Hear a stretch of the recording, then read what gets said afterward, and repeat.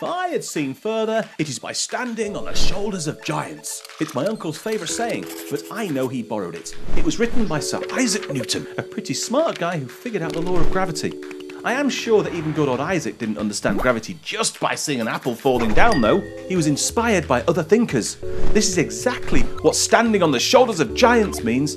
Every new creation is based on something that has been created in the past. So being inspired is one thing, but what if it leads to copying? That's where copyright comes in, to protect creations from being copied outright, motivating people to create new and original stuff. Actually, when Newton wrote the Principia, copyright didn't even exist yet.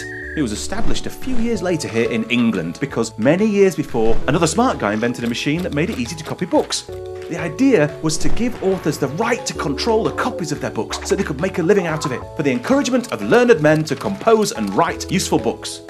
So copyright is all about defending but not stifling creativity. It has to strike a balance between protecting and sharing, encouraging both the production and the spread of knowledge. It really is a very complex mechanism which throughout history has faced many challenges. Technologies like cameras, phonographs, pianolas, radios, photocopiers and home recording devices have made copying more and more accurate to such an extent that reality can now be reproduced virtually to infinity. Since the 1970s, however, the digital revolution has sped everything up. In the time it took Newton to write one page, now entire books can be digitised, listened to and shared via peer-to-peer networks, opening the doors to many potential copyright infringements. The key point is that audiences are becoming users and creators at the same time, which makes it difficult to apply the old rules to the new reality. So far, the lawmakers have faced these challenges with a conservative approach, strengthening copyright and making it last longer and longer. Creative works are often easy to get hold of unlawfully rather than from legal sources.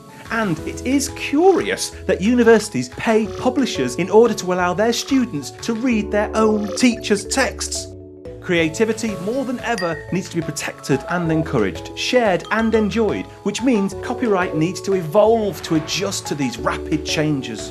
In recent years, licensing has become more responsive to users' needs, and initiatives such as Copyleft and Creative Commons have given creators new options, but there's still much to do. In the end, the message is clear. Knowledge should not be locked up. If we want to see further, we need to be able to climb on the shoulders of giants.